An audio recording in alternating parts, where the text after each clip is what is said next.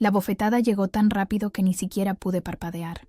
El sonido seco resonó en la sala como un disparo, y antes de entender lo que pasaba, ya estaba en el suelo. Las baldosas frías se clavaron en mis rodillas, y sentí cómo el ardor se expandía por toda mi mejilla, quemándome desde adentro. Arriba, de pie como si fuera la dueña del mundo, mi suegra me miraba con esa sonrisa torcida que siempre me había dado miedo, pero ahora no era miedo lo que sentía. Era algo peor. Era la certeza de que me odiaba de verdad. «Levántate, inútil», escupió las palabras como si le quemaran la boca. Yo intenté moverme, pero mis piernas temblaban tanto que no respondían.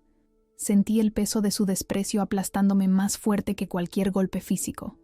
Detrás de ella, mi cuñada Rocío soltó una carcajada seca, sin humor, de esas que solo sirven para herir. «Mírala, parece un trapo tirado en el piso. ¿Y esta es la mujer que eligió mi hermano? ¡Qué vergüenza!». Sus palabras eran cuchillos. Cada una entraba profundo, buscando exactamente dónde dolía más. Yo las conocía desde hacía 3 años, desde que me casé con Diego, y entré a esta casa que nunca me aceptó como parte de la familia. Siempre hubo comentarios, miradas de reojo, silencios incómodos cuando yo entraba a una habitación, pero nunca habían llegado tan lejos. Nunca me habían tocado. Hasta hoy. «A ver, cuéntanos», dijo mi cuñado Javier desde el sofá, con esa sonrisa burlona que le hacía parecer un adolescente cruel, aunque ya tuviera 30 años. «¿Qué le vas a decir a mi hermano cuando vuelva? ¿Que te caíste? ¿Que te tropezaste con tus propios pies torpes?». Se rió de su propio chiste, y el sonido me revolvió el estómago. Diego, mi esposo, el hombre que me había jurado protegerme, que me había prometido que su familia me aceptaría con el tiempo. Estaba lejos, cumpliendo su turno en la comisaría del Distrito Norte, sin saber que en su propia casa me estaban destrozando. Pensé en él y las lágrimas empezaron a quemarse en mis ojos, pero no las dejé salir. No iba a darles ese gusto. «No te hagas la víctima ahora». La voz de mi suegra Carmen sonó más cerca. Había dado un paso hacia mí. «Tú te lo buscaste. Entraste a esta familia como si fueras alguien, como si tuvieras derecho a estar aquí. Pero yo te conozco. Sé lo que eres. Una cualquiera que casó a mi hijo porque no tenías nada mejor». Las palabras me golpearon peor que la bofetada, porque tocaban algo que yo misma había pensado en mis noches de insomnio, cuando las dudas me consumían. Yo no venía de una familia con dinero como ellos. Mis padres eran gente trabajadora, honesta, pero sin los apellidos que a Carmen le importaban tanto. Diego me había elegido a pesar de eso, o tal vez precisamente por eso, porque yo era diferente a todo lo que conocía. Pero para su familia, yo siempre sería la intrusa. «Mamá tiene razón». Rocío se agachó hasta quedar a mi altura, sus ojos brillando con algo que parecía diversión. «Deberías agradecernos que te dejemos vivir aquí. Esta casa es nuestra, no tuya. Nunca va a ser tuya». Intenté levantarme otra vez, apoyando las manos en el suelo. Conseguí ponerme de rodillas, pero antes de poder incorporarme del todo, sentí el empujón. Carmen me había vuelto a tirar, esta vez con las 2 manos en mis hombros. Caí de costado, golpeándome la cadera contra el borde de la mesa de centro. El dolor me atravesó como un rayo. «Quédate ahí abajo», dijo ella, su voz fría como hielo. «Es donde perteneces». No podía creer lo que estaba pasando. Esto no era una pesadilla de la que fuera a despertar. Era real. Estaban disfrutándolo. Los 3 me rodeaban como lobos alrededor de una presa herida, saboreando cada segundo de mi humillación.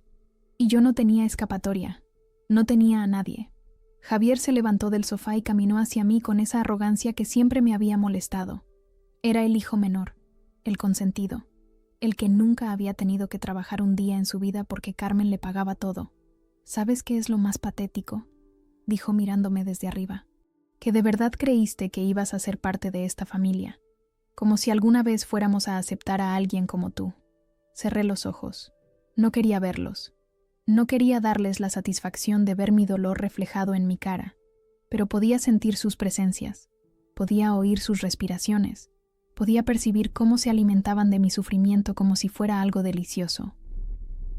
«Diego no va a volver hasta mañana», dijo Carmen, y en su tono había algo que me heló la sangre. «Así que nadie va a saber lo que pasó aquí. Nadie te va a creer si dices algo, y si intentas causarle problemas a mi familia, te juro que te vas a arrepentir. Era una amenaza clara. Me estaban diciendo que estaba sola, que no tenía poder, que ellos podían hacer lo que quisieran conmigo, y yo no tenía voz. Durante un momento horrible, me lo creí. Sentí que tenían razón, que yo no era nada, que nunca iba a poder escapar de este infierno. Pero entonces, en medio de toda esa oscuridad, algo pequeño empezó a arder dentro de mí. No era grande todavía, apenas una chispa, pero estaba ahí. Era la rabia, era la dignidad herida que se negaba a morir. Era la parte de mí que sabía, con una certeza profunda, que esto no iba a quedar así, que de alguna manera, de alguna forma, iba a salir de esto. Me quedé en el suelo, sintiendo el frío de las baldosas contra mi piel, escuchando sus risas crueles, soportando sus insultos. Pero por dentro, esa chispa crecía. Todavía no sabía cómo, pero sabía que esto no era el final. No podía serlo. Y entonces, cuando ya creía que no podía empeorar más, cuando pensaba que iba a quedarme ahí tirada hasta que ellos se cansaran de mí, escuché algo que cambió todo. Un sonido que hizo que el tiempo se detuviera. La puerta de entrada se abrió. El chirrido de los goznes cortó el aire como un cuchillo. Todo se congeló. Las risas de Javier murieron en su garganta. La mano de Carmen, que estaba a punto de señalarme otra vez, quedó suspendida en el aire. Rocío giró la cabeza tan rápido que casi podía escuchar el crujido de su cuello. Y yo, desde el suelo, sentí como todo mi cuerpo se tensaba con una mezcla de esperanza y terror. Los pasos que entraron no eran los de cualquier persona. Eran firmes, pesados, con ese ritmo que solo tiene alguien acostumbrado a la autoridad. Botas sobre el piso de madera. Cada paso resonaba en el silencio absoluto que ahora llenaba la sala. Y entonces lo vi. Diego. Estaba en el umbral, todavía con su uniforme azul oscuro de la policía, la placa en el pecho reflejando la luz de la tarde que entraba por la ventana, su gorra en la mano, su rostro. Dios, su rostro. Nunca lo había visto así. No estaba enojado, al menos no de la forma que uno esperaría. Estaba frío, completamente frío. Sus ojos recorrieron la escena con una calma que daba más miedo que cualquier grito. Me vio a mí primero, en el suelo, con la mejilla todavía roja e hinchada, el cabello desordenado, las rodillas raspadas. Nuestras miradas se encontraron por un segundo que pareció eterno, y en sus ojos vi algo quebrarse, pero no dijo nada todavía. Siguió mirando. A su madre, de pie junto a mí con esa postura arrogante que ahora parecía tambalearse. A su hermana, que había retrocedido 2 pasos sin darse cuenta. A su hermano, que de repente encontraba fascinante el suelo bajo sus pies. Diego. La voz de Carmen intentó sonar normal, pero salió rajada, como vidrio roto. «Qué sorpresa, hijo. No te esperábamos hasta mañana». Él no respondió de inmediato. Cerró la puerta detrás de sí con un golpe suave pero definitivo. El sonido resonó como el cierre de una trampa. Caminó hacia adelante, despacio, sus ojos sin dejar de escanear cada detalle de la habitación. Yo podía verlo procesando todo, mi posición en el suelo, la distancia entre su madre y yo, la expresión culpable en la cara de Rocío, la forma en que Javier evitaba su mirada. «¿Qué pasó aquí?», preguntó finalmente. Su voz era baja, controlada, pero había algo debajo que hacía que cada palabra pesara como plomo. «Nada, hijo». Carmen intentó sonreír, pero le salió torcida. «Tu esposa se cayó. Ya sabes cómo es de torpe. Estábamos ayudándola a...» «No». La palabra cortó el aire. Diego dio otro paso adelante. «No me mientas». Vi cómo Carmen tragaba saliva. Era la primera vez que la veía nerviosa. La primera vez que su máscara de control absoluto se resquebrajaba. «Diego, no sé qué te hace pensar que... estuve aquí». Esas 2 palabras cayeron como bombas. Llegué hace 20 minutos. Aparqué al frente y entré por la puerta trasera porque olvidé mis llaves del portón en la cocina esta mañana. Los escuché. Los vi. Todo. El silencio que siguió no era como el anterior. Este estaba lleno de horror puro. Rocío se había puesto completamente pálida. Javier abrió la boca como si fuera a decir algo y la volvió a cerrar. Y Carmen, la poderosa Carmen que siempre tenía la última palabra, que siempre controlaba cada situación, Se quedó completamente muda. Yo seguía en el suelo, pero ahora algo había cambiado. El peso que me había estado aplastando toda la tarde empezaba a levantarse. No era por Diego, no completamente. Era porque la verdad, esa verdad que ellos pensaban que podían esconder, estaba ahora expuesta bajo la luz más brillante posible. Vi cómo mi madre la golpeó. Diego continuó, su voz todavía escalofriantemente calmada. Se acercó a mí y se arrodilló a mi lado, sus ojos examinando mi rostro con una ternura que contrastaba brutalmente con el hielo en su voz cuando volvió a mirar a su familia. Vi cómo la empujó. Escuché cada palabra que le dijeron, cada insulto, cada amenaza. Diego, déjame explicarte. Carmen intentó acercarse, pero él levantó una mano, y ella se detuvo como si hubiera chocado contra una pared invisible. No hay nada que explicar. Se levantó, ayudándome a levantarme con él. Sus manos eran gentiles conmigo, pero cuando volvió a mirar a su familia, la gentileza desapareció por completo. La pregunta es ¿qué voy a hacer ahora? Rocío encontró su voz, aunque sonaba pequeña, nada que ver con la mujer cruel de minutos antes. Hermano, nosotros no... ¿Ella solo qué? Diego la interrumpió. ¿Ella solo existía en esta casa? ¿Ella solo tuvo la audacia de ser mi esposa? ¿Eso es lo que ibas a decir? Javier intentó sonar desafiante, pero le salió débil. Vamos, hermano, no es para tanto, solo estábamos... ¿Poniéndola en su lugar? Diego terminó la frase. ¿Eso es lo que llaman a golpear a una mujer indefensa entre tres? ¿A amenazarla? ¿A humillarla? Me apoyé en Diego porque mis piernas todavía temblaban, pero no era solo por el miedo o el dolor, era por todo lo que estaba saliendo. Años de resentimientos, de maltratos sutiles, de comentarios envenenados que Diego nunca había presenciado porque su familia era muy lista, muy cuidadosa. Siempre esperaban a que él no estuviera. Siempre se aseguraban de que fuera su palabra contra la mía. Excepto hoy. Hoy habían sido descuidados. Hoy habían creído que podían ir más lejos porque él estaría fuera hasta mañana. Yo los he defendido, dijo Diego, y por primera vez su voz tembló con algo que podría haber sido dolor. Cada vez que ella me insinuaba que algo no estaba bien, cada vez que yo veía su tristeza y ella decía que no era nada, yo los defendía. Les decía que le dieran tiempo, que eventualmente la aceptarían. Fui un idiota. Hijo. Carmen intentó otra vez, y esta vez había lágrimas en sus ojos, pero no eran lágrimas de arrepentimiento. Eran lágrimas de alguien que acababa de darse cuenta de que había perdido el control de la situación.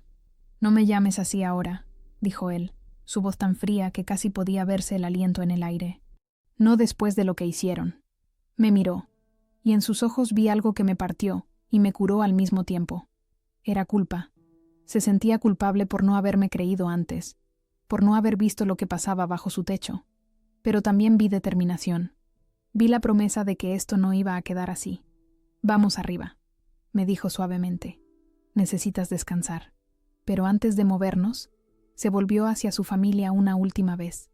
Y lo que dijo quedó flotando en el aire como una sentencia de la que no había apelación posible.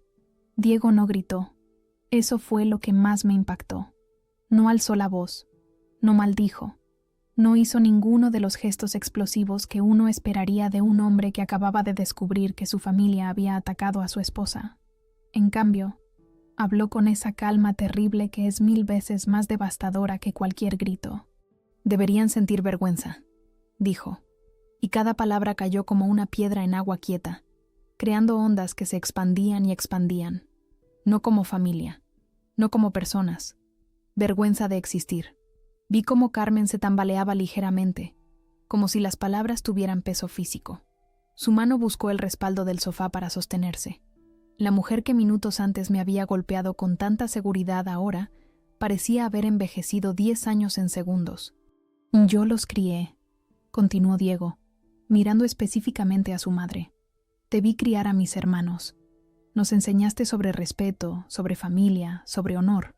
¿O todo eso era mentira? ¿Era solo para cuando alguien nos estaba mirando? No es así, Diego. La voz de Carmen era apenas un susurro. Tú no entiendes. ¿Qué no entiendo? Esta vez su voz subió apenas un tono, pero el efecto fue como un trueno. ¿No entiendo que golpeaste a mi esposa? ¿Que la tiraste al suelo? ¿Que la insultaste y la amenazaste?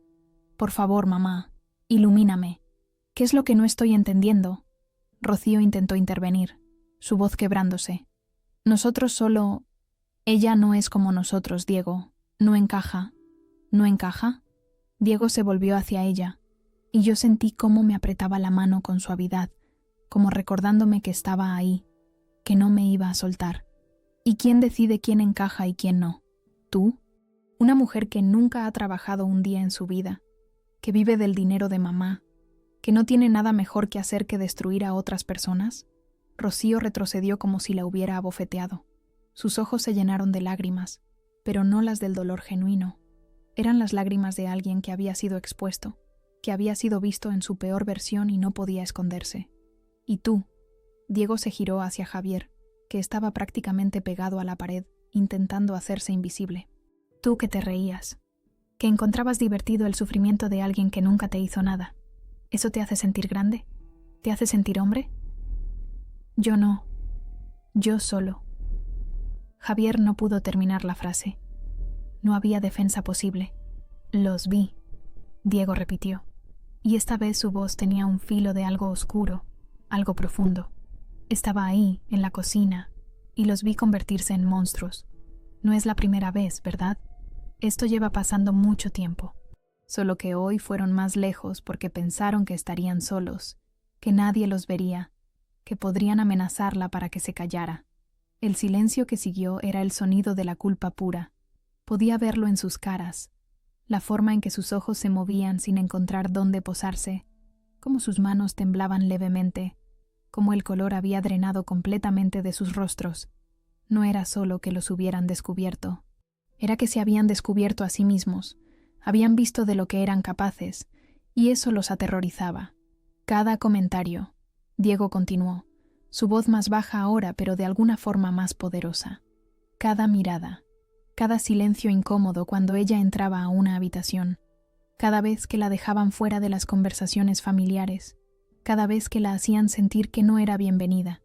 Yo lo noté, claro que lo noté, pero pensé que era mi imaginación, pensé que estaba siendo paranoico. Hasta les preguntaba a ustedes, ¿recuerdan? Y ustedes me decían que todo estaba bien, que me estaba imaginando cosas. Carmen intentó hablar otra vez, su voz rota. Hijo, por favor, ¿sabes qué es lo peor? Diego la interrumpió, y por primera vez vi algo que podría ser lágrimas en sus ojos, aunque no las dejó caer, que la hicieron dudar de sí misma. Venía a mí llorando, diciéndome que tal vez había hecho algo mal, que tal vez ella era el problema. Y yo, como el idiota que fui, le decía que le diera tiempo, que ustedes la aceptarían eventualmente. Le hice creer que era su culpa no encajar cuando todo este tiempo eran ustedes quienes se negaban a aceptarla. Sentí como las lágrimas empezaban a rodar por mis mejillas, pero no eran lágrimas de dolor, eran de liberación. Alguien finalmente me había visto. Alguien finalmente había puesto palabras a lo que yo había vivido en silencio durante tanto tiempo. No estaba loca. No me lo había imaginado. Había sido real todo el tiempo. Miren lo que le hicieron.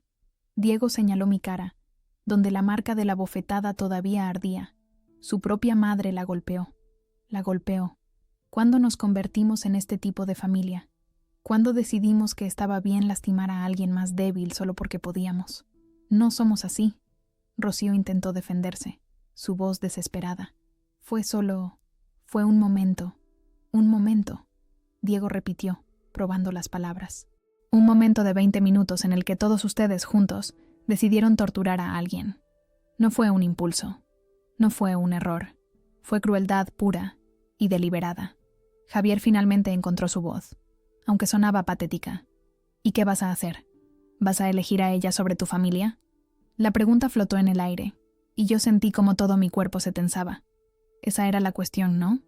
La elección imposible que todas las parejas enfrentan en algún momento, la familia de origen o la familia que construyes. Diego me miró, y en sus ojos vi la respuesta antes de que la dijera en voz alta. Ella es mi familia, dijo con una simplicidad que lo hacía irrefutable. Ustedes son la gente con la que comparto sangre. Hay una diferencia. Las palabras golpearon como puños. Carmen se dejó caer en el sofá, su cuerpo finalmente cediendo bajo el peso de lo que había perdido. Rocío cubrió su cara con las manos, pero no pudo ocultar los sollozos que empezaban a escaparse. Y Javier, por primera vez en su vida probablemente, parecía comprender que había consecuencias para sus acciones. «No voy a llamar a la policía», Diego dijo después de un momento que pareció eterno. «No porque no lo merezcan, sino porque no quiero que mi esposa tenga que revivir esto en declaraciones y juzgados. Pero esto no se queda así. No por un segundo piensen que esto se queda así. ¿Qué vas a hacer?». La voz de Carmen era apenas audible, cargada de miedo. Diego no respondió de inmediato. Me miró, y en ese intercambio silencioso entendí que estaba preguntándome qué quería hacer yo. No iba a decidir por mí. No iba a tomar el control de mi venganza o de mi justicia. Me estaba ofreciendo el poder que su familia me había quitado. «Nos vamos a ir», le dije en voz baja, pero lo suficientemente alta para que todos escucharan. «Pero antes, quiero que sepan algo». Todos los ojos se volvieron hacia mí. Era la primera vez que hablaba desde que Diego había entrado, y mi voz sonaba más fuerte de lo que esperaba. «Pensaron que me habían roto», continué, sintiendo cómo cada palabra me hacía más fuerte. «Pensaron que me habían puesto en mi lugar, que me habían enseñado quién mandaba aquí. Pero lo único que hicieron fue mostrarme quiénes son realmente. Y ahora tienen que vivir con eso, con la mirada de Diego cada vez que los vea, con el recuerdo de lo que hicieron. Esa va a ser su cárcel, y van a estar en ella por el resto de sus vidas». El silencio que siguió era diferente a todos los anteriores. Este estaba lleno de verdad, de consecuencias, de un futuro que acababa de cambiar irrevocablemente. Diego me llevó hacia las escaleras, su brazo rodeándome con protección y amor, y mientras subíamos, sentí como el peso de años de abuso silencioso se empezaba a levantar de mis hombros. Abajo, en la sala, los dejamos con su vergüenza, con su culpa, con el conocimiento de que habían destruido algo que nunca podrían reparar. Y en ese silencio pesado, en esa quietud terrible, comenzó su verdadero castigo. Esa noche, ninguno de ellos se movió de la sala. Los dejamos ahí, congelados en sus posiciones como estatuas de sal, y Diego me llevó arriba a nuestra habitación. Me ayudó a sentarme en la cama, trajo hielo envuelto en una toalla para mi mejilla, y por un largo rato simplemente nos quedamos así, en silencio. Pero no era el silencio incómodo de antes. Era el silencio de dos personas que finalmente pueden respirar después de estar bajo el agua demasiado tiempo. «Lo siento», dijo Diego finalmente, su voz quebrada. Estaba arrodillado frente a mí, sus manos sosteniendo las mías. «Dios, lo siento tanto.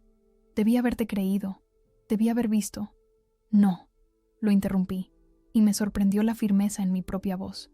«No te disculpes por ellos. Tú no hiciste esto. Ellos lo hicieron». Pero vi en sus ojos que iba a cargar con esa culpa por mucho tiempo. La culpa de no haber protegido a quien amaba, de haber sido ciego a lo que pasaba en su propia casa. Le toqué la cara con suavidad, obligándolo a mirarme.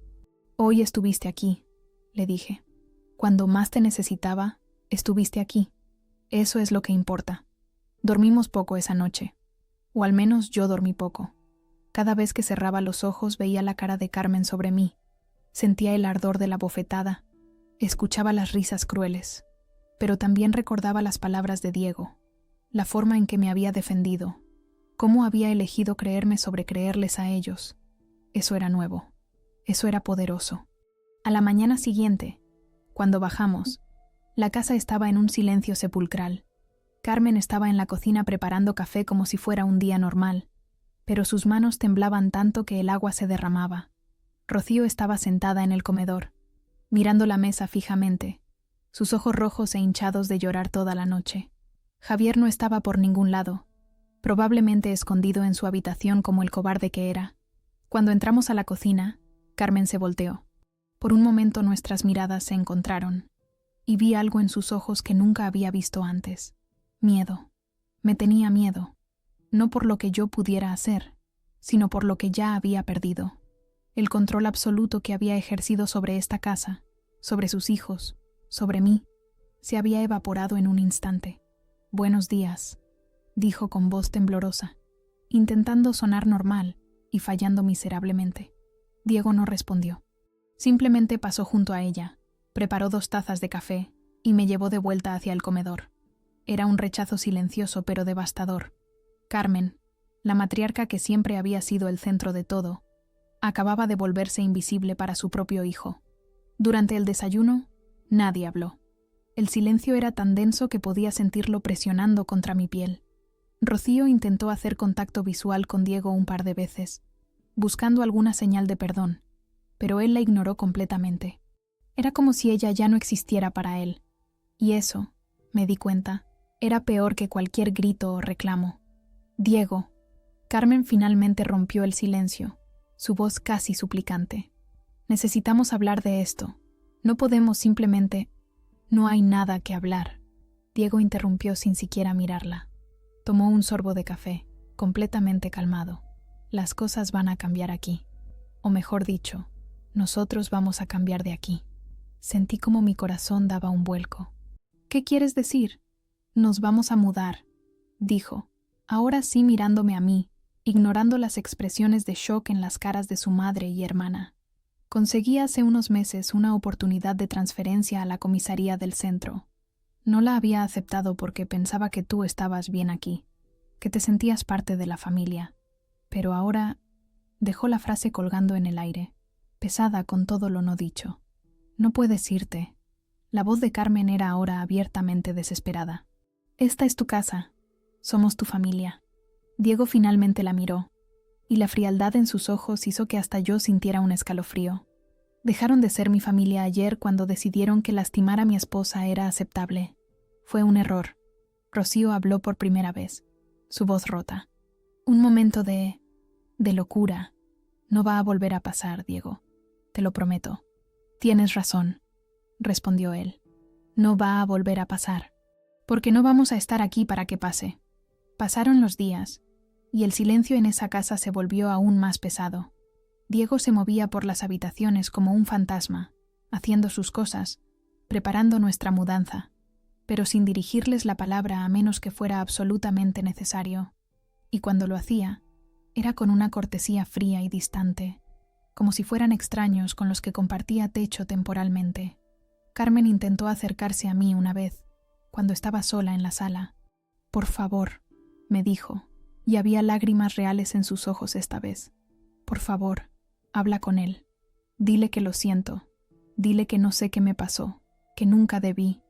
¿Qué quieres que le diga? Le pregunté, y me sorprendió lo tranquila que sonaba mi voz. ¿Que lo sientes? ¿Que fue un error? Un error es derramar el café. Lo que me hicieron fue deliberado. Fue cruel. Y lo peor es que no fue la primera vez. Solo fue la primera vez que se atrevieron a llegar tan lejos. Yo te puedo compensar, continuó, desesperada. Lo que necesites, lo que quieras. No quiero nada de ti, le dije, y las palabras salieron con una claridad cristalina. Solo quiero que nos dejes en paz. Vi cómo algo en ella se rompía. No era arrepentimiento genuino, me di cuenta. Era pánico por las consecuencias. Pánico por perder a su hijo, por perder el control, por enfrentar lo que había hecho. Pero el arrepentimiento real, el que viene de entender el daño que causaste, ese no lo vi en sus ojos. Y eso me dijo todo lo que necesitaba saber. Javier, por su parte, no intentó disculparse. Se movía por la casa evitándonos, y cuando nos cruzábamos, bajaba la mirada como un perro regañado. Era patético, realmente. Ver cómo el hombre que se había reído de mi dolor ahora no podía ni sostener mi mirada. Diego ni siquiera le hablaba. Era como si Javier simplemente no existiera para él. Una noche, escuché voces alzadas desde la planta baja. Era Carmen y Diego. Me acerqué a las escaleras, sin bajar del todo, pero lo suficiente para escuchar. «Eres mi hijo», decía Carmen, su voz cargada de emoción. «No puedes simplemente cortar lazos con tu familia por una mujer que...» Termina esa frase. La voz de Diego era hielo puro. «Atrévete a terminarla y te juro que no me vuelves a ver nunca». Silencio. «Ella es mi esposa», continuó Diego. «La elegí, la amo, y construí mi vida con ella. Ustedes decidieron atacarla, humillarla, lastimarla. Esa decisión fue de ustedes. Las consecuencias también lo son. ¿Y vas a castigarnos para siempre? ¿Vas a llevártela y nunca más volver?» Hubo una pausa larga, y cuando Diego habló, su voz sonaba cansada. No te estoy castigando, mamá. Estoy protegiéndola. Estoy eligiéndola, como debí haber hecho desde el principio. Subí de vuelta a la habitación antes de que Diego subiera. Cuando entró, me encontró sentada en la cama, y sin decir palabra, se acostó a mi lado y me abrazó. No hablamos de lo que había escuchado. No era necesario. Al día siguiente, llegó el camión de mudanzas. Habíamos alquilado un apartamento pequeño en el centro, cerca de la nueva comisaría de Diego. No era grande ni lujoso como esta casa, pero era nuestro, solo nuestro. Mientras los hombres cargaban nuestras cosas, Carmen, Rocío y Javier observaban desde la sala. No dijeron nada. ¿Qué podían decir? El daño estaba hecho, y todos lo sabían. Vi cómo Carmen lloraba en silencio, cómo Rocío se mordía los labios hasta sangrar, cómo Javier miraba el suelo como si quisiera que se lo tragara. El silencio era su cárcel. Cada minuto que pasaba sin palabras, sin explicaciones, sin la oportunidad de redimirse, era una tortura. Y lo más poderoso era que Diego no les estaba negando el perdón activamente. Simplemente los había borrado. Los había convertido en fantasmas en su propia casa.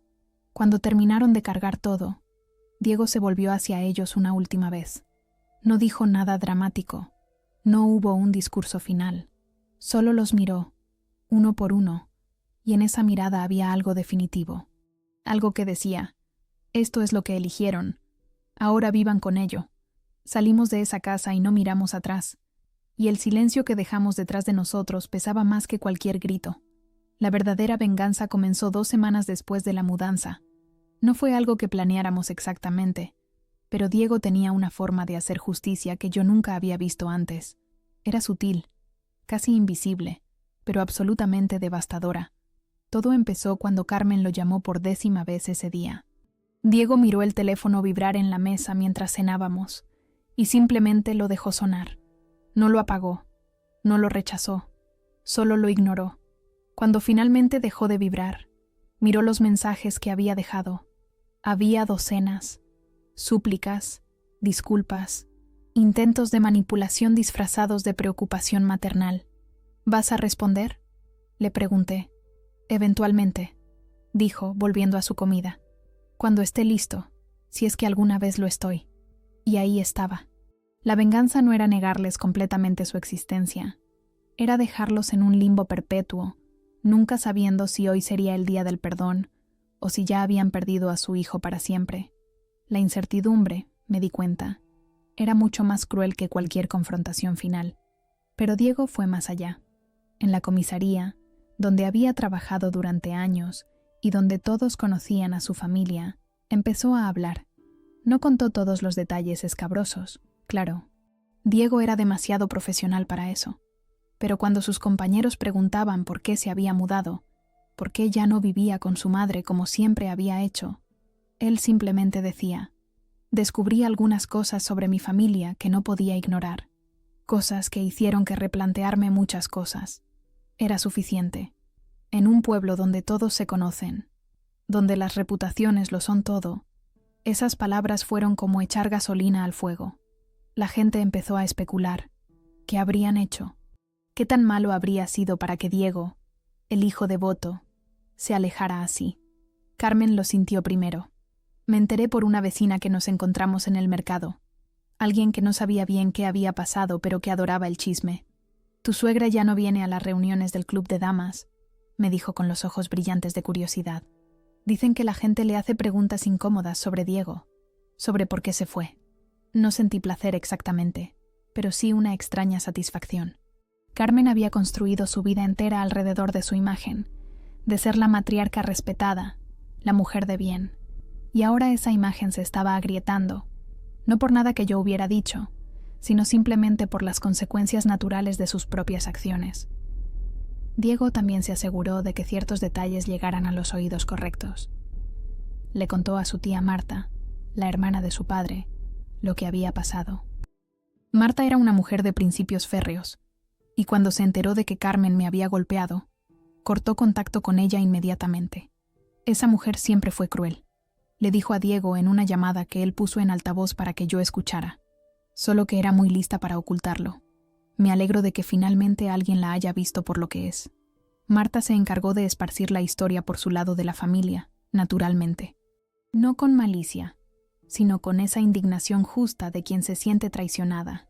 De repente, Carmen empezó a recibir cada vez menos invitaciones a eventos familiares. Las llamadas se volvieron escasas. La gente que antes la buscaba para consejos, ahora cruzaba la calle cuando la veían venir.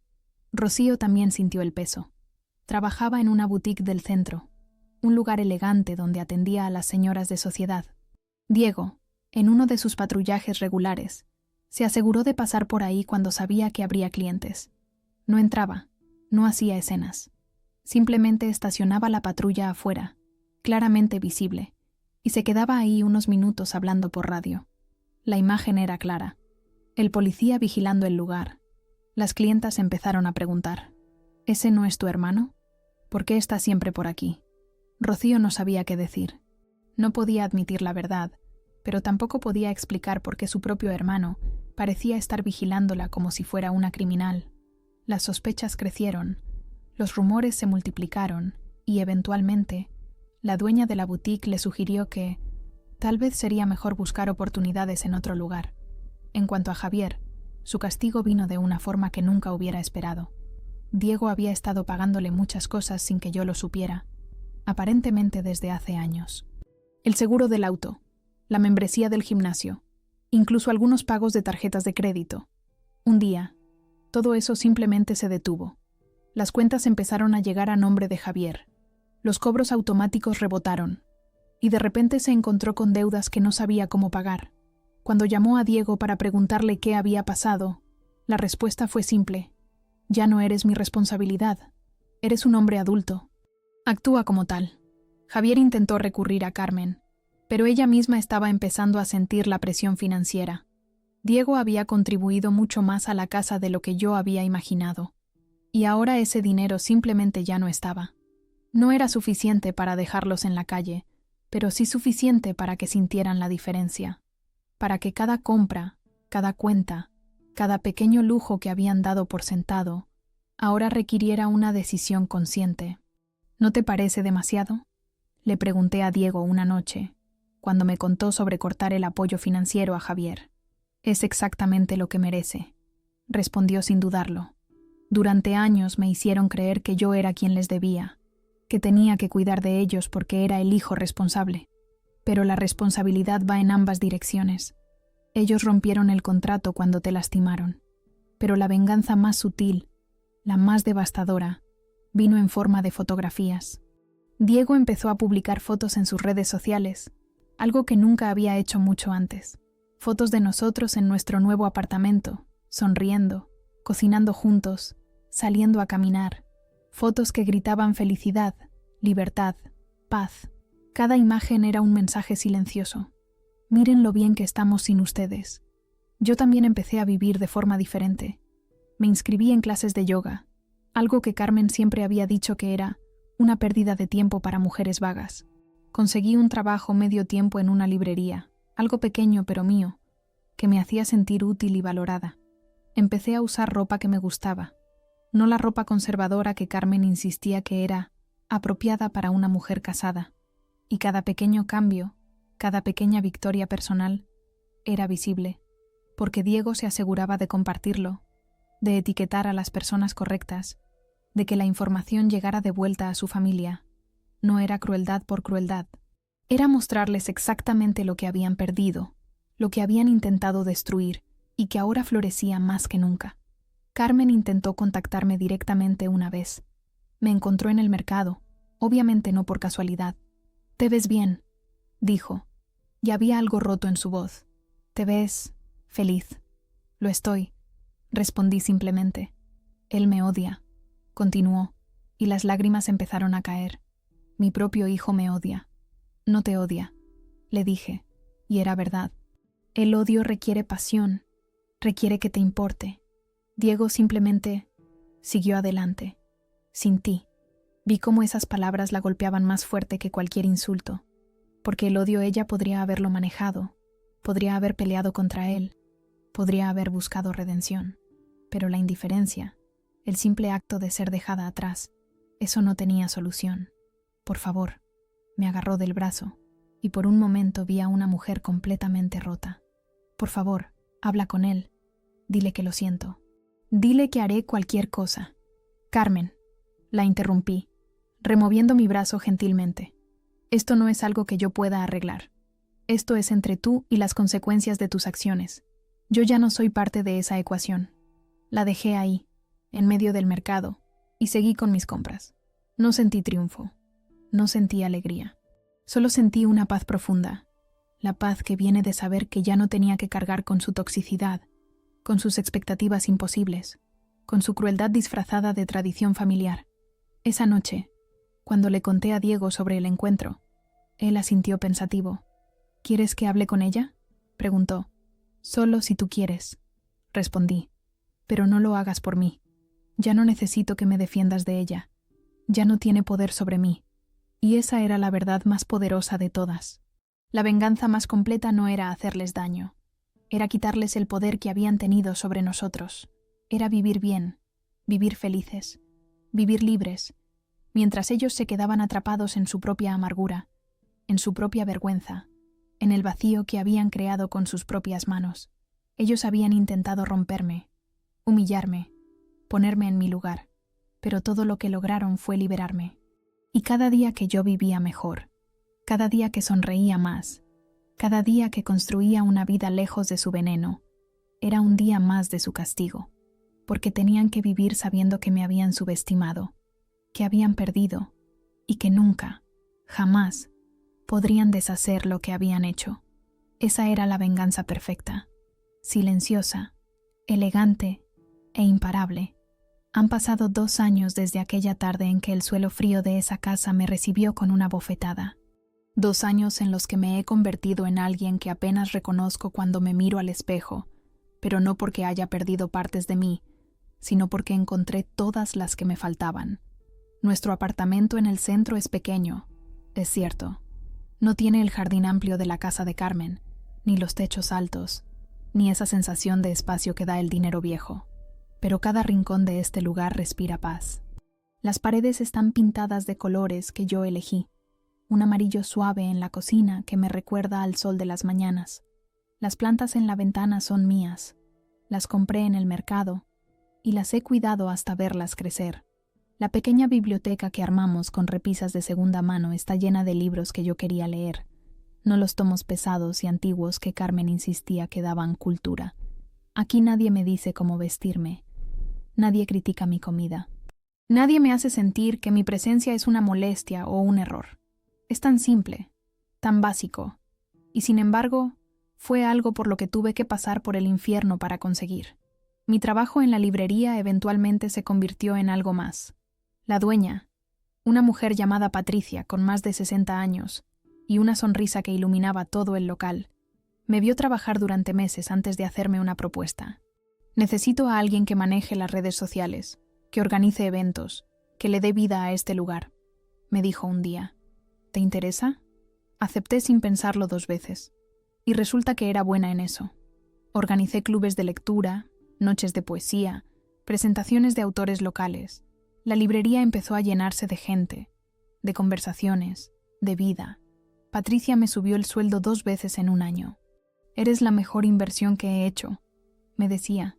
Y yo sentía como algo dentro de mí sanaba cada vez que escuchaba esas palabras, porque eran palabras que reconocían mi valor, mi esfuerzo, mi existencia como algo positivo en el mundo. Diego floreció también. En su nueva comisaría lo respetaban no solo por ser buen policía, sino por ser buen hombre. Sus compañeros lo invitaban a asados, a partidos de fútbol, a esas cosas normales que hacen los amigos. Y yo iba con él, y la gente me trataba con calidez genuina. Diego no para de hablar de ti, me decía la esposa de uno de sus colegas. Dice que eres su razón para levantarse cada día. A veces, en las noches, cuando estábamos acostados en nuestra cama que había comprado usada pero que era infinitamente más cómoda que aquella en la casa de su familia, Diego me abrazaba y susurraba: «Gracias por no rendirte, gracias por seguir aquí, gracias a ti por verme», le respondía yo. Por finalmente verme. Las noticias sobre su familia nos llegaban en fragmentos, a través de conocidos mutuos, de publicaciones en redes sociales que eventualmente encontrábamos, de encuentros casuales en el pueblo. Carmen había envejecido una década en 2 años. La vi una vez desde lejos, caminando por la plaza, y casi no la reconocí. Su postura antes tan erguida, tan imponente, ahora estaba encorvada. Su ropa, siempre impecable, se veía descuidada. Era como si al perder el control sobre Diego, hubiera perdido el control sobre todo lo demás también.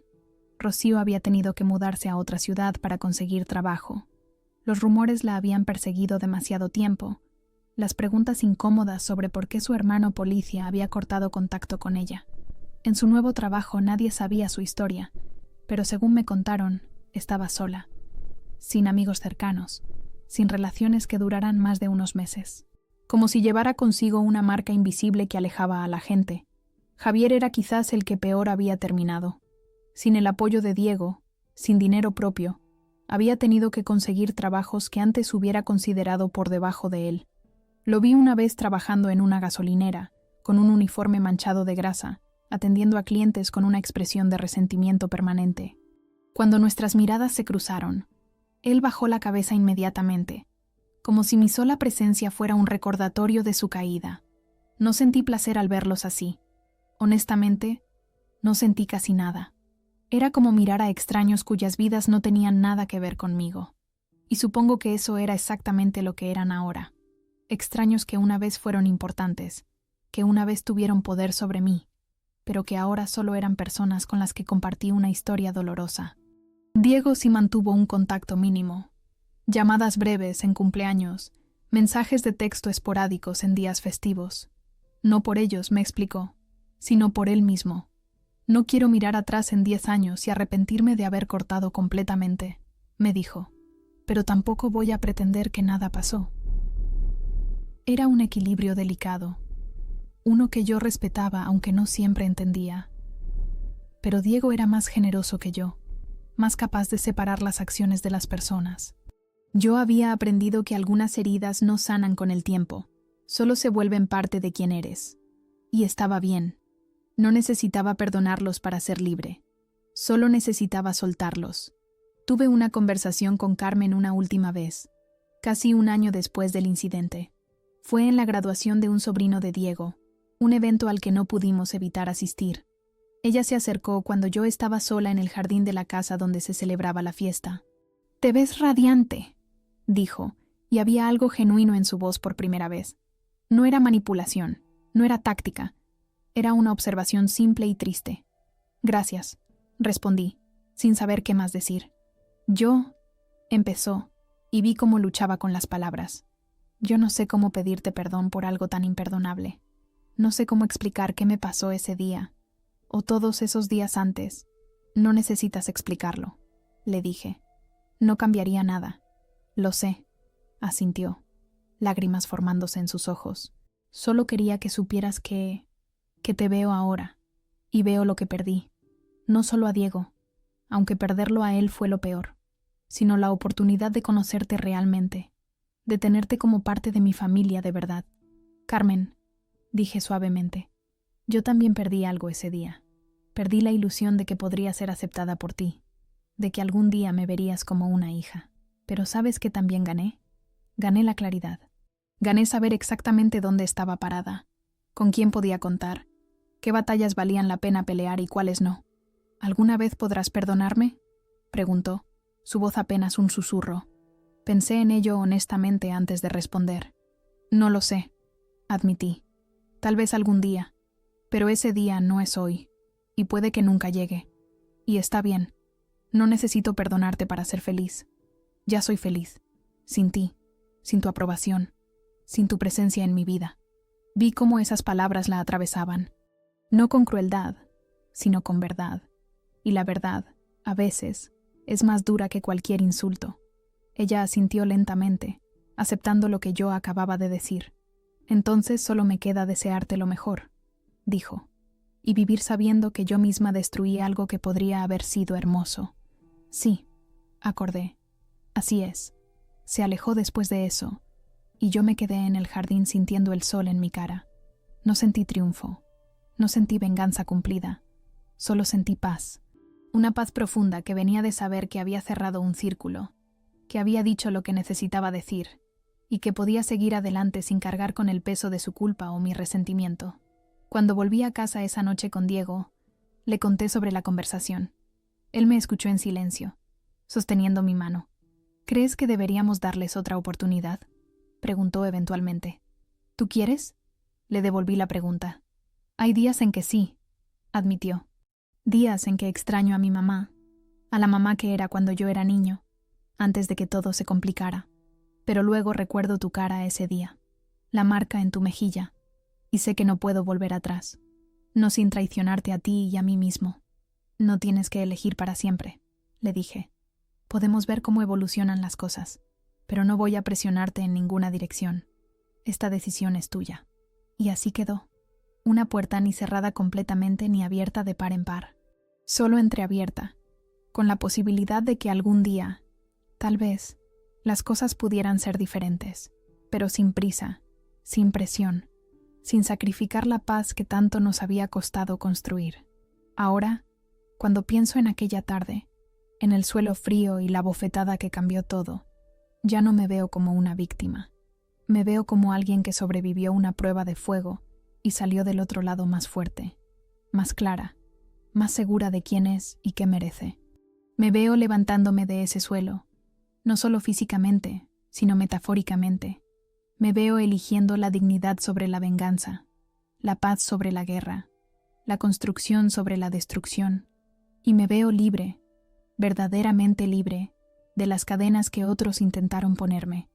Ellos tienen que vivir con el recuerdo de lo que hicieron, con la vergüenza de haber sido expuestos, con la pérdida de algo que nunca podrán recuperar. Esa es su cárcel, una que ellos mismos construyeron ladrillo a ladrillo con cada insulto, cada golpe, cada momento de crueldad. Yo tengo que vivir con las cicatrices, es cierto, pero las cicatrices son solo prueba de que sobreviví, de que sané, de que seguí adelante. Y cada mañana que me despierto en mi pequeño apartamento, junto al hombre que me eligió sobre su propia sangre, en una vida que construimos juntos con amor y respeto, es una mañana en que gano de nuevo. Porque la mejor venganza, la más duradera, la más poderosa, no es hacer sufrir a otros. Es vivir tan bien, tan plenamente, tan auténticamente, que tu felicidad se convierte en la evidencia clara de que ellos perdieron. Y yo gané. Gané mi libertad, mi dignidad, mi paz. Gané una vida que vale la pena vivir. Y eso, al final, es todo lo que importa.